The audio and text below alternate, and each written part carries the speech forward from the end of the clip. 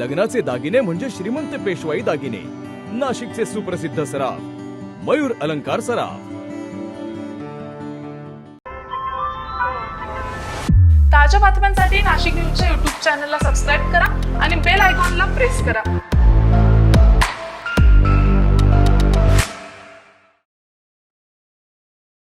नाशिक जिल्ह्यात पुन्हा एकदा भीषण वणव्यानं हजारो हेक्टर जंगल राख झाल्याची धक्कादायक घटना समोर आलेली आहे। दर्याई माता वनक्षेत्रात लागलेल्या या आगीत वनसंपत्तीचं मोठं नुकसान झाल्याचा अंदाज व्यक्त केला जातोय। शनिवारी सायंकाळी 4:30च्या सुमारास अचानक हा भीषण वणवा पेटलाय। अज्ञात समाजकंटकानं लावलेल्या या आगीमध्ये पश्चिम वनक्षेत्र, मायना डोंगराचा दक्षिण पायथा आणि शेकडो एकर गवताळ रान जळून खाक झालाय। तर या आगीमध्ये हजारो झाडं, वन्यजीव आणि शेकडो मोरांचा मृत्यू झाल्याचा अंदाज व्यक्त केला जातोय। पर्यावरणासाठी मोठा धक्का मानला जात असतानाच स्थानिकांमध्ये संतापाचं वातावरण आहे। दरम्यान सामाजिक कार्यकर्त्यांनी जीव धोक्यात घालून आग विझवण्याचा प्रयत्न केलाय। मात्र हा यंदाचा 6वा वणवा असून वन विभागाच्या दुर्लक्षावर आता प्रश्नचिन्ह उपस्थित केलं जात आहे। तर या घटनेबाबत अधिक माहिती देताना पर्यावरण प्रेमी राम खुर्दळ यांनी काय सांगितलंय ऐकूयात। किल्ले वाचवा, निसर्ग वाचवा, वनवा बसून जंगल आणि वन संपदा वाचवा या ठिकाणी आलो आहोत आम्ही। गरीब आता परिसर जो माथुरी आणि दरीच्या परिसरामध्ये दरी देवी परिसर आहे, त्या दरी आणि माता परिसरामध्ये हजारो लाखो झाडं लावलेली, त्या झाडांवर अशा पद्धतीचा सातत्यपूर्ण वनवा येतोय। गेल्या अनेक वर्षापासून हा वनवा लागतोय। आजही वनवा लागला, हातातलं काम सोडलं आणि आम्ही या ठिकाणी आलो। आमचे मित्र गौरवाडीचे काही युवक, तुझं नाव सांग? सनी बोंडे। तुझं नंदू ताराचे, शिवाजी भाऊ।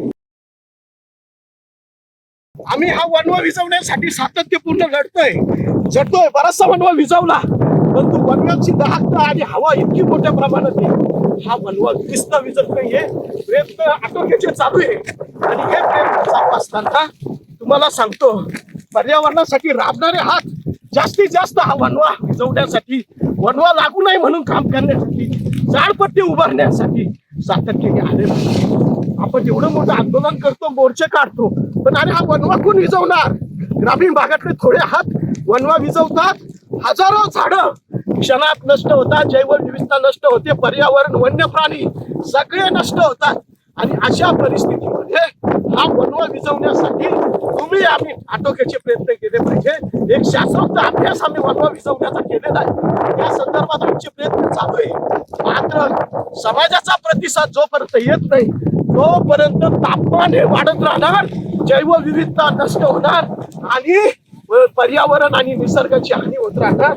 याचा सर्वात मोठा बळी हा जीव होणार आहे, वन्यजीव होणार आहे। आणि जीव हा वनवा काही नैसर्गिक नाही आहे, हा वनवा हा मानवनिर्मित वनवा आहे, मानवनिर्मित विकृत लोकांकडून लावलेला वनवा आहे। हा विझवला पाहिजे, हा वनवा लागू नये म्हणून टोकाचे प्रयत्न शासनाने, प्रशासनाने, वनमंत्र्याने, वन खात्याने, पर्यावरण खात्याने आणि पर्यावरण क्षेत्रातला काम करणाऱ्या संस्थांनी टोकाने केले पाहिजे असं मी म्हणतो आणि इथेच थांबतो ना। आता वनवा विझवायला लागतो। तर वारंवार लागणारे वणवे आणि त्यामुळे होणारं पर्यावरणाचं नुकसान याकडे प्रशासनानं गांभीर्यानं लक्ष देण्याची मागणी आता जोर धरू लागली आहे। संजय परमार, नाशिक न्यूज, नाशिक। ताज्या बातम्यांसाठी नाशिक न्यूजच्या YouTube चॅनलला सबस्क्राईब करा आणि बेल आयकॉनला प्रेस करा।